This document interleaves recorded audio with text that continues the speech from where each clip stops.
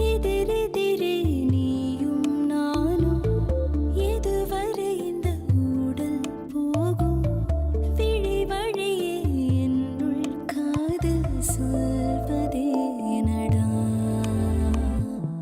விடை தெரியா பேதை நெஞ்சை கொள்வதே நடா பூவே பூச்சூடவா பூவே பூச்சூடவா பூவே பூச்சூடவா பூவே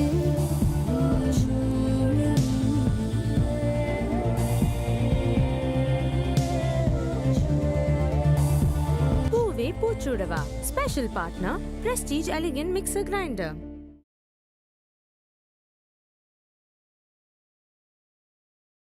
இது வரைக்கும் எப்படி சொல்றது எதை சொல்றதுன்னு யோசிச்சுட்டு இருந்தம்மா. இப்போ சந்தர்ப்பம் கிடைச்சதால சொல்லலாம்னு தோணுது.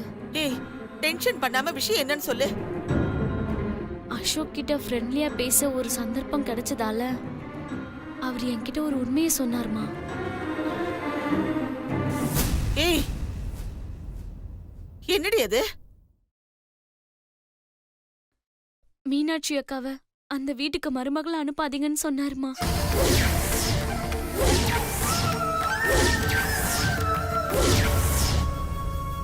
என்னடி இப்படி சொல்ற? ஆமாமா, உங்க அக்கா சந்தோஷமா இருக்கணும்னா அந்த வீட்டுக்கு மருமகளை அனுப்பாதீங்கன்னு சொன்னாருமா.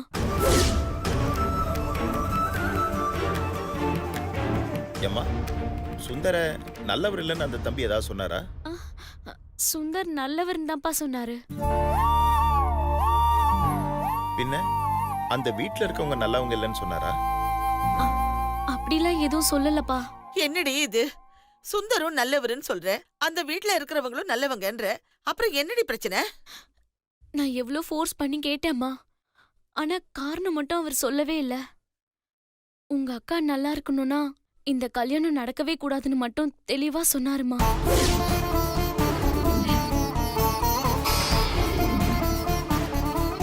எந்த காரணமும் தெரிஞ்சுக்காம கல்யாணத்தை நிறுத்த சொல்றியாமா?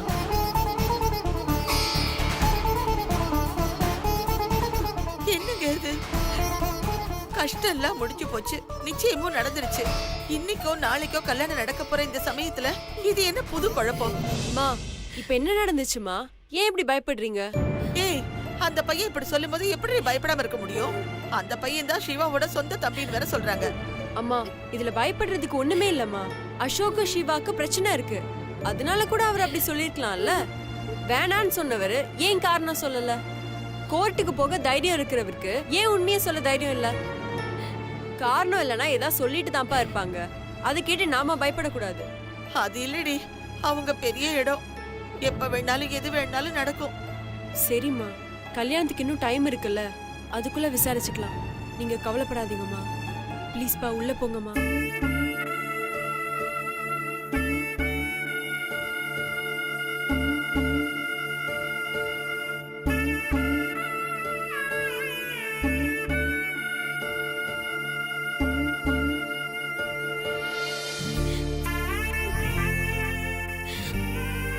அக்கா, பயப்படுறதுக்கு ஒன்றும் இல்லை, எதுவும் இருக்காது.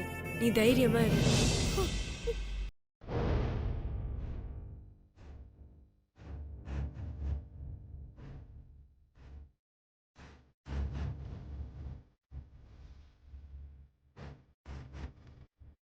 அசோக்,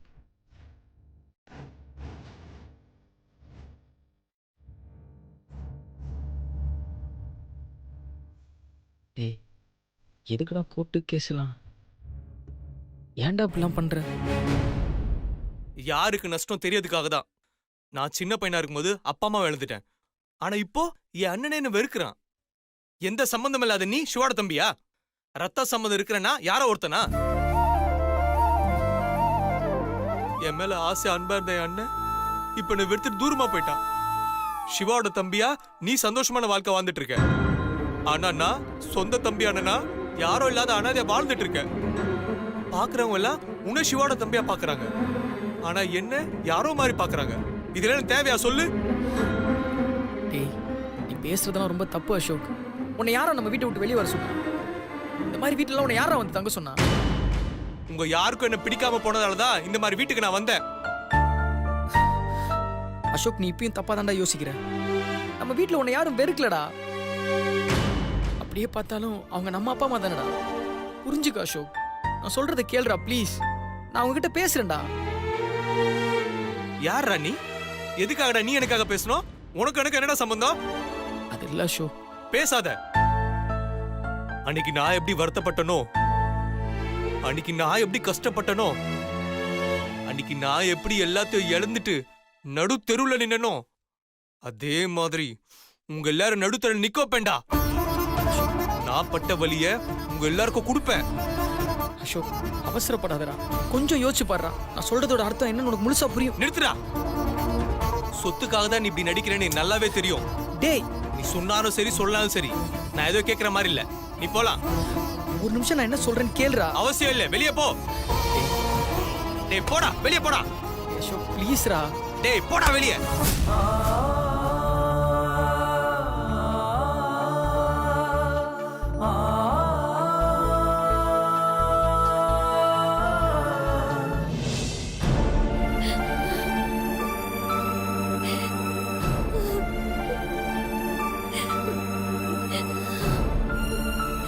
அக்கா இப்ப எதுக்குக்கா அழுதுட்டு இருக்க? ஆவுன்னா நீ அழ ஆரம்பிச்சிடுற. கவலைப்படாதுக்கா, அப்படியெல்லாம் எதுவும் ஆகாதுக்கா.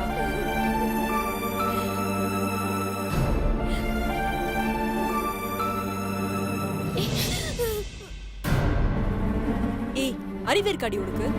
எல்லாரும் முன்னாடி இப்படியா சொல்லுவ? பேசாம என்கிட்ட சொல்லிருக்கலாம்ல. உன்கிட்ட சொன்னா திட்டுவன் தான் சொல்லல. எதை சொல்லணுமோ அதை சொல்லாத, மத்த எல்லாத்தையும் சொல்லு.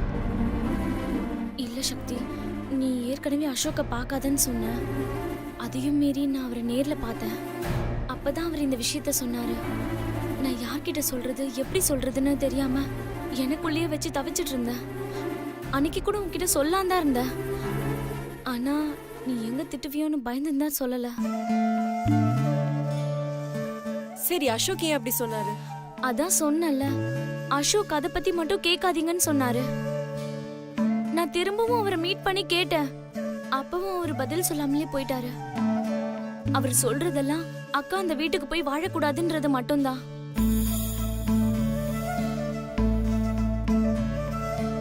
சரி, நான் அசோக் கிட்ட பேசணும். கண்டிப்பா அவர் உன்கிட்டயும் ஒன்னும் சொல்ல மாட்டாரு. அவர் சொல்றாரா இல்லையான்னு நேர்ல பார்த்து பேசிக்கலாம். நீ முதல்ல அசோக் ஃபோன் பண்ணி கோயிலுக்கு வர சொல்லு. ம்.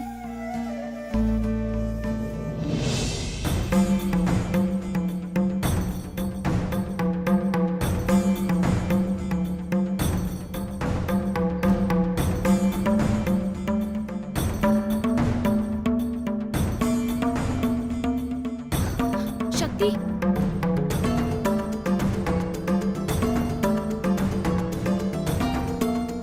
வர சொல்லிருந்தீங்க, என்ன விஷயம் சொல்லுங்க.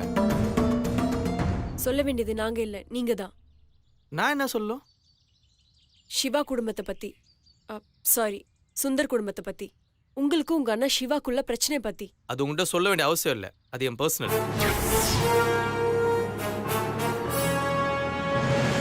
இங்க பாருங்க, உங்களுக்கும் உங்க அண்ணா சிவாக்கு இருக்கிறது வேணா பர்சனலா இருக்கும்.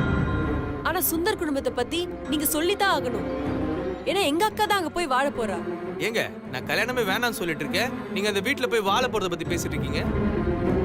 பேசாம உங்க அக்காவுக்கு ஒரு நல்ல மாப்பிள்ளைய பார்த்து கல்யாணம் பண்ணி வைங்க. கொஞ்ச நாள் தான் கஷ்டப்படுவாங்க, அதுக்கப்புறம் எல்லாம் மாறிடும்.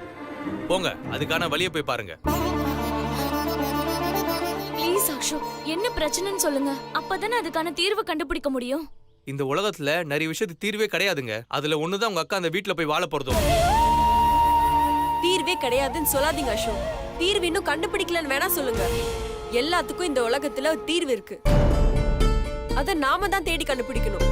அதை விட்டுட்டு தீர்வே இல்லைன்னு சும்மா வெட்டியா சொல்லிட்டு இருக்காதீங்க. சூப்பருங்க, ரொம்ப நல்லா பேசுறீங்க. நீங்க தீர்வை கண்டுபிடிக்கும் போது தான் அதோட விபரீதம் என்னன்னு உங்களுக்கு புரியும். சில விஷயங்கள் மர்மமாக இருந்துட்டு போட்டோம், எல்லாம் நல்லதுக்குன்னு நினைச்சுக்கோங்க. அசோக், தயவு செஞ்சு இந்த மாதிரி புதிர் போட்டு பேசுறது நிறுத்துங்க. இது எங்க அக்காவோட வாழ்க்கை.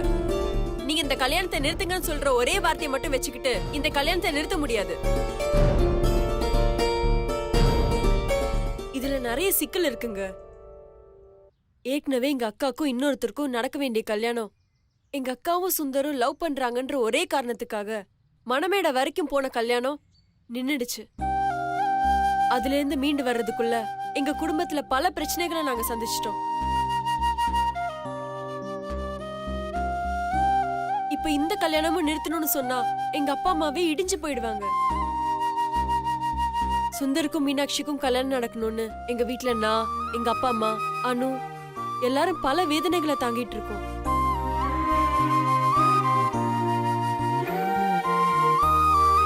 சுந்தரோட அம்மா கல்யாணத்துக்கு சம்மதிச்சதும் சிவாக்கு கல்யாணம் பண்ணாம சுந்தருக்கும் எங்க அக்காக்கும் கல்யாணம் நடக்காதுன்னு ஒரு பெரிய கல்லை தூக்கி போட்டாங்க. எப்படியாவது சிவா கல்யாணத்துக்கு ஒத்துக்கணும்னு நாங்க எல்லாருமே போராடணும். ஆனா கடைசி வரைக்கும் சிவா ஒத்துக்கவே இல்லை. வேற வழியே இல்லாம சுந்தரும் எங்க அக்காவும் தற்கொலை பண்ணிக்க போயிட்டாங்க. அதுக்கப்புறம் தான் சிவா கல்யாணத்துக்கே ஒத்துக்கிட்டாரு.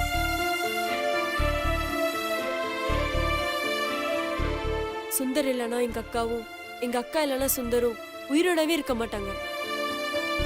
எங்க அக்கா அங்க போய் வாழ்றதுல என்ன பிரச்சனை? தயவு செஞ்சு சொல்லுங்க. உங்க அக்கா சுந்தர கல்யாணம் பண்ணலாம் செத்து போயிடாங்க நீங்க சொல்றீங்க. கல்யாணம் பண்ணாலும் அதான் நடக்கும்.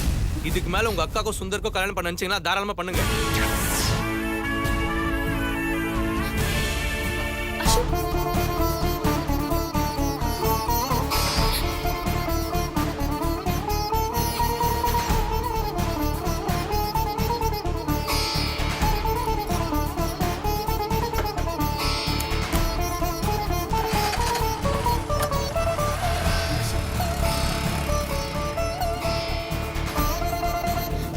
என்ன சக்தி, என்ன யோசிக்கிற? பேசாம வீட்ல சொல்லி ஏதாவது பண்ணலாமா? இல்லனா அக்கா வாழ்க்கை கேள்விக்குறி ஆயிடும். எனக்கு என்னமோ அசோக் சொல்றது வச்சு பார்த்தா இதுல பெரிய பிரச்சனை இருக்குன்னு தோணுது. நமக்கு அக்கா தான் முக்கியம். ப்ளீஸ் சக்தி, அசோக் சொல்ற மாதிரி அக்காக்கு வேற மாப்பிள்ள பார்த்து கல்யாணம் பண்ணி வச்சிடலாமா? ஏய், கொஞ்ச நேரம் வாய் முட்டை கம்முன்னு இருக்கியா? நானே என்ன பண்ணணும் தெரியாம யோசிச்சுட்டு இருக்கேன். இதுல நீ வேற குழப்பிட்டு இருக்க. நீ பேசாம இருந்திருந்தா இந்த குழப்பமே வந்திருக்காது தெரியுமா? நான் பேச போய் தானே இப்படி ஒரு பிரச்சனை இருக்குன்னே தெரிய வந்துச்சு. தெரியாம விட்டிருந்தா, அக்காக்கு கல்யாணம் ஆனதுக்கு அப்புறம் ஏதாவது நடந்திருந்தா அப்ப என்ன பண்ணிருப்ப? சரி, இப்பதான் தெரிஞ்சிருச்சுல்ல. எந்த ஒரு விஷயம் வெளில வர்றது ஏதாவது ஒரு நல்லதுக்குன்னு எடுத்துக்க வேண்டியது. அப்போ இதுக்கு என்னதான் வழி? இப்ப அசோக் சொன்ன மாதிரி அக்கா கல்யாணத்தை நிறுத்தினாலும் சுந்தர் விட மாட்டாரு. ஏன், எதுக்கு, என்னன்னு சொல்லி கேள்வி கேட்டே நம்ம கொன்றுவாரு. அதையும் மீறி கல்யாணம் பண்ணா நிச்சயமா சுந்தர் தற்கொலை பண்ணிப்பாரு. அதுக்கப்புறம் அக்கா உயிரோட இருப்பான்னு நினைக்கிறியா? ம்ஹும். ரெண்டு பேரும் ஒருத்தருக்கு ஒருத்தர் சொல்லாம காதலிச்சப்பவே சுந்தர் தற்கொலை பண்ணிக்க ட்ரை பண்ணாருன்னு கேள்விப்பட்ட உடனே அக்கா தானும் சாக போறேன்னு சொல்லி தற்கொலை பண்ணிக்க போயிடுச்சு. இப்போ எல்லாரோட சம்மதத்தோட கல்யாணமே நடக்க போகுது. இந்த நேரத்துல இப்படி ஒரு விஷயம் நடந்துச்சுன்னா நிச்சயம் அக்கா ஏதாவது பண்ணிக்கும். அசோக் சொன்ன வார்த்தையை நம்ம கேர்லெஸ் எடுக்க வேண்டானோ. நமக்கு வேண்டியது அக்காவோட சந்தோஷம்தான். அதுக்கு அது பிடிச்ச வாழ்க்கை வாழணும். அதுக்கு என்ன வழின்னு யோசிப்போம். எல்லாத்துக்கும் நிச்சயமா ஒரு தீர்வு இருக்கும். இப்போதைக்கு அக்காக்கும் சுந்தருக்கும் கல்யாணம் நடக்கிற வழியை பார்ப்போம். நிச்சயமா இதுல ஏதாவது இடைஞ்சல் வரும். அப்படி என்ன இடைஞ்சல் வந்தாலும் அதையும் மீறி சுந்தருக்கும் நம்ம அக்காக்கும் கல்யாணம் நடத்தி வைக்கணும். சக்தி, வேணும்னா இத பத்தி சுந்தர் கிட்டயும் சிவா கிட்டயும் பேசினா என்ன? சுந்தர் கிட்ட சொன்னாது ஏதாவது யோசிப்பாரு. ஆனா சிவா கிட்ட சொன்னா வானத்துக்கும் பூமிக்குமா குதிப்பாரு. முதல்ல அக்கா சுந்தர் கல்யாணம் முடியட்டும். அதுக்கப்புறம் சுந்தர் கிட்ட அசோக் சொன்ன விஷயத்த சொல்லி எப்படியாவது அக்காவையும் சுந்தரியும் அங்கிருந்து வெளில கொண்டு வந்துருவோம். அது வரைக்கும் தயவு செஞ்சு இந்த மாதிரி அசோக் கிட்ட பேசுறேன், ஆயா கிட்ட பேசுறேன்னு புதுசு புதுசா நீயே கிளப்பி விட்டுட்டு இருக்காத. என்ன புரியுதா?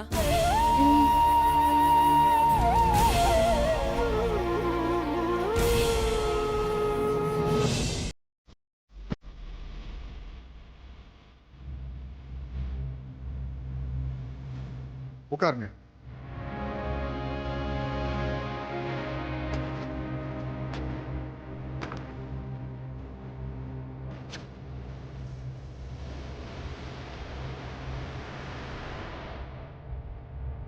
Case number 10A, Siva versus Ashok.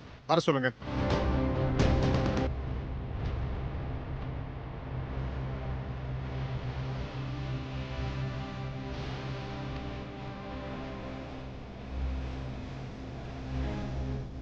விசாரணை ஆரம்பிக்கலாம். Thank you your honour. இதோ இந்த கூண்ல நிக்கிறாரே, அவர் உங்க தம்பின்னு சொல்றாரு. சொத்து எல்லாத்தையும் நீங்களே அனுபவிக்கிறதாவும் அவரை நீங்க ஏமாத்துறதாவும் கேஸ் போட்டிருக்காரு. அவன் என் தம்பியே கிடையாது. அப்புறம் எதுக்கு நான் என் சொத்துல அவனுக்கு பங்கு தரணும்? Objection your honour. Your honour, என்னுடைய வாதத்துல குறுக்கிட வேண்டாம்னு தாழ்மையுடன் கேட்டுக்கிறேன். மனுதாரர் தரப்புல சொல்றதையும் கேட்கணும். நீங்க சொல்லுங்க. Thank you your honour. Your honour, சிவாவும் அசோக்கும் ஒரே தாய் வயிற்றுல பிறந்தவங்க தான். இவங்களோட அப்பா அம்மா சின்ன வயசுலயே இறந்துட்டாங்க. அப்ப இவங்கள சுபத்ரா ராஜாராமன் தம்பதியர் தான் எடுத்து வளர்த்துருக்காங்க. அப்ப இவங்க மைனரா இருந்ததால இவங்க பேர்ல இருக்கிற எல்லா சொத்தையுமே அந்த சுபத்ரா ராஜாராமன் தம்பதியர் தான் இவ்வளவு நாள் வரைக்கும் அனுபவிச்சுட்டு வந்திருக்காங்க. மிஸ்டர் சிவா, இத பத்தி நீங்க என்ன சொல்றீங்க? சார், இவங்க சொல்றது எதுவுமே உண்மை இல்ல. எல்லாமே சுத்த பொய். இவன் யாருன்னு எனக்கு தெரியாது. ஒரு நிமிஷம். யுவர் ஆனர், இவர் சொல்றது அப்பட்டமான பொய்ன்னு இந்த போட்டோவை பார்த்தா நீங்களே தெரிஞ்சுக்குவீங்க.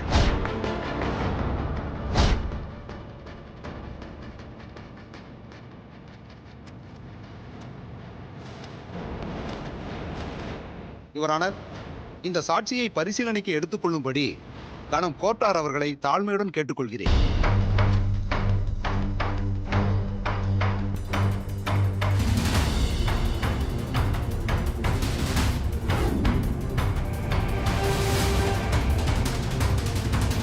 இந்த போட்டோல இருக்கிறது நீங்க தானே?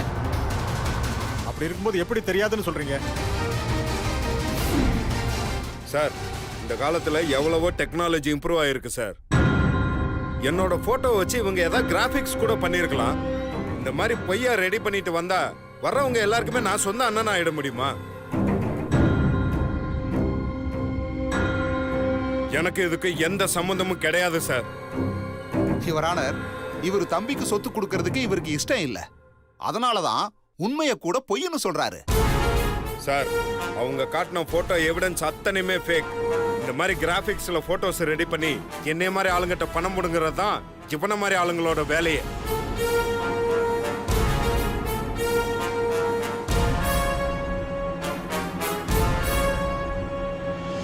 சார், அந்த போட்டோ எங்க அப்பா அம்மா உயிரோடு இருக்கும்போது எடுத்த போட்டோ சார். அது பொய் கிடையாது. சரி, சிவா சொன்ன மாதிரி நான் பணம் புடுங்கிறதுக்காகவோ இல்ல சொத்தை ஏமாத்தி வாங்கறதுக்காக நினைச்சிருந்தா எதுக்கு சார் நான் கோர்ட்டை தேடி வரணும்? ஏதாவது ஒரு வழியில நான் பிளாக்மெயில் பண்ணி வாங்கியிருக்கலாமே.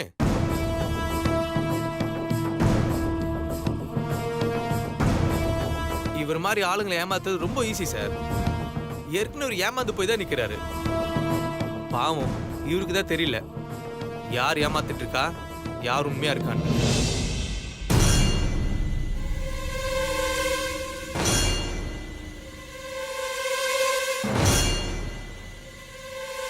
சரி சார், நான் கொடுத்த போட்டோ கூட பொய்யாவே இருக்கட்டும்.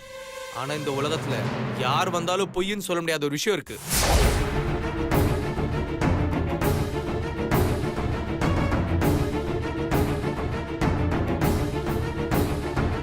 என்னது அது?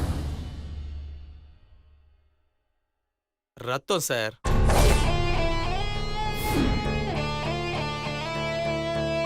இவருக்கும் எனக்கு உள்ள ரத்தம்.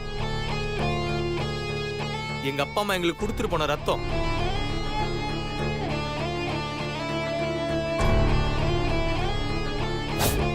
எங்க 2 பேரோட ரத்தத்தை டிஎன்ஏ டெஸ்ட் பண்ணுங்க. நான் தம்பி அல்லியான்னு அதுல தெரிஞ்சிடும். யார் சொல்றது பொய்ன்னு நிரூபணம் ஆயிடும்.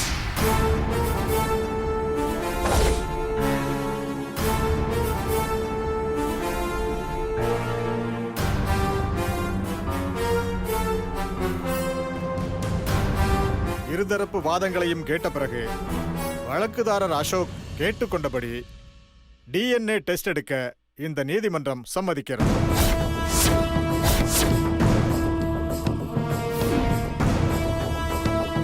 அதன்படி இந்த இருவருக்கும் டிஎன்ஏ டெஸ்ட் எடுத்து அந்த ரிப்போர்ட்டை இந்த நீதிமன்றத்தில் சமர்ப்பிக்க வேண்டும் என்று காவல்துறைக்கு இந்த நீதிமன்றம் உத்தரவிடுகிறது.